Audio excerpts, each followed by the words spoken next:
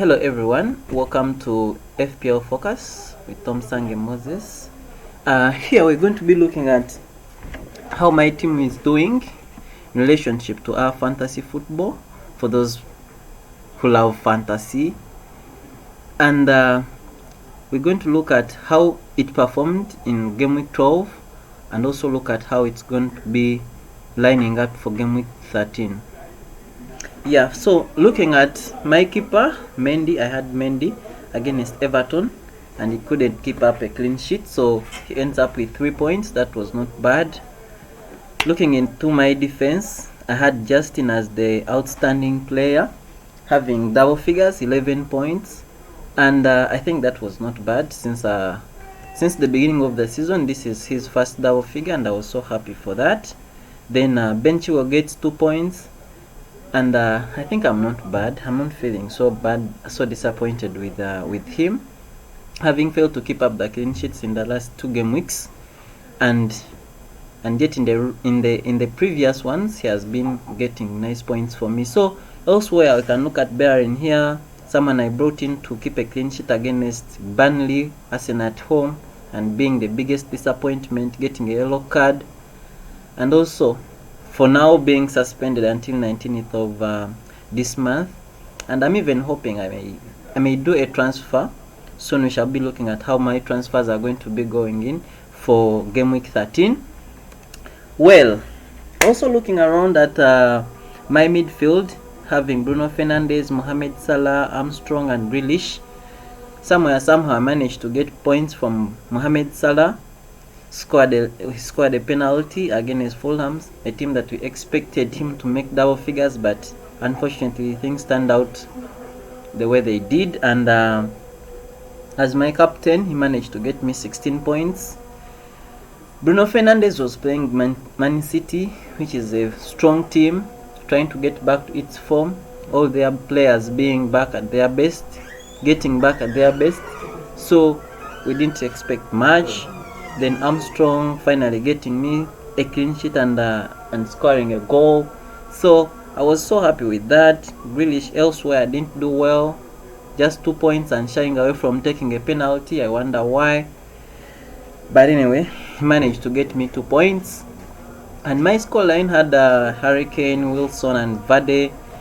Hurricane being the Hurricane, already saving Tottenham, scoring an early goal. Unfortunately, he wasn't able to add anything else, so he ends up with the 3 points as bonus and getting me 9 points. That was good from him. And then Jimmy Vardy as the outstanding forward, having 13 points against Brighton away. That was very, very, very impressive of Jimmy Vardy, making 2 assists and scoring 1 goal, something which was very good. Then the biggest disappointment in my forward was Wilson, who failed to get even 2 points. On top of that, he got a yellow card. Someone I brought in for Calvert-Lewin, since he was playing against Chelsea. And then I had my defenders plus the keeper, so I couldn't risk having him around still. And then I brought in Wilson, who was a very big disappointment. He didn't do anything much. Newcastle seemed to be so relaxed, couldn't do any threat against the team I expected them to easily perform well. But all in all, he got me 1 point.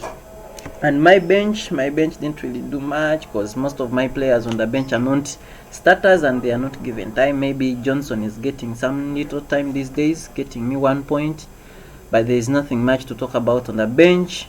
So at the end of the game week 12, I managed to score 69 points, and that means I was above average. The average was 62. And then when you look at the global rankings, also some figures there are not bad. 400,000, 495. That is also not bad. Green arrows here and there. So yeah, as for game week 12, that's how it went on. And now we want to look at how game week 13, how I want to arrange my players for game week 13. First of all, by the time I got into this video, I'd already made my changes, because I had Bellerin in the place of Diaz. And looking at Robin Diaz, Man City and its upcoming fixtures, about the 3 upcoming fixtures for Man City, they really look to be enticing, and this guy was really unavoidable for me. And looking around, maybe for other defenders of Man City, I would look at Cancelo, who is always in a rotational process with Mendy, Walker, and I think the safest guy here to go for is Diaz, though you don't expect anything like an assist or a header, so I'll just keep him as for the matter of clean sheets for the coming fixtures of Man City. Yeah, elsewhere there's Justin Chilwell also still in my team, and I think for that my defense is okay. Then I look at my midfield, having Grealish, Stefan, Kevin De Bruyne, Bruno Fernandes, and Armstrong. Yeah, I had Mohamed Salah in my Gameweek 12, but I've already done that. Like I've said, by the time I got into this, I had already made the changes. So I took out Mohamed Salah for Kevin De Bruyne. Why? Because Mohamed Salah is playing Tottenham, of which they are all title contenders at the moment. So having Mohamed Salah at the same time having Harry Kane, I think it wouldn't do well for me, though I know that he might even perform very well. But then I don't find it a good risk to take, looking at the fact that Tottenham is also good at defense. They can decide to sit back and wait for whatever you do up there, and they don't allow you to get into their box. So yeah. And the other thing why I took off Mohamed Salah is that if I was to bring in Kevin De Bruyne or Sterling, I had to take off one of my attackers, meaning I had to make another negative, which would add up to negative 8, which I never wanted to go into. So taking a risk, not actually a big risk, of bringing in Kevin De Bruyne in the place of Mohamed Salah, I think that works for me. And Jimmy Vardy against Everton at home, I can leave him for this game week, and then I'll see what will go on the next coming game weeks.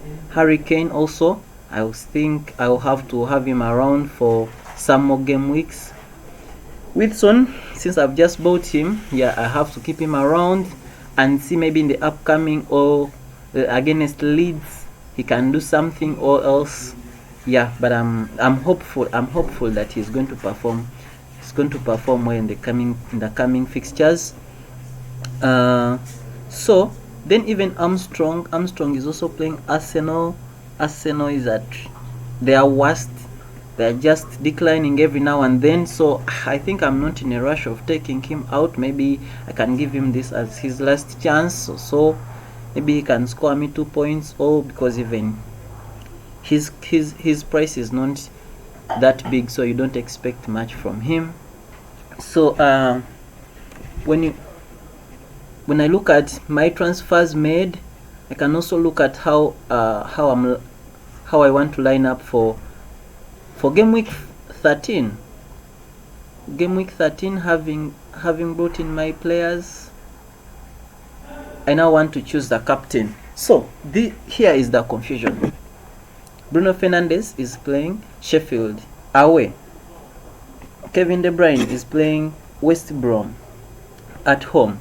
So for me, having brought in Kevin De Bruyne, I think I'll go for him as my captain, and vice captain would be Bruno Fernandes. Why? Because Manchester United also is not a team that you can rely on. I know they are very good when it comes to their away games. Even Bruno Fernandes, most of his double figures have been away. But then with Kevin De Bruyne at home, with Man City trying to get back to their best, I guess he's some guy to trust. So I will make him my captain, and Bruno Fernandes my vice captain. The challenge with Man City, you can always you never know which lineup is exactly coming up, because Pep Guardiola can always choose to rest a certain player that you don't know. Yeah, so hopefully Kevin De Bruyne starts, and if he starts, I'm sure that he'll make me some nice points. Yeah, so be sure to hit me up in the comment section. Let us discuss fantasy football. Talk about how your team, tell me about how your team is doing, as you can see mine. And let's discuss. Let's just enjoy the game, because it's just there to be enjoyed. Alright.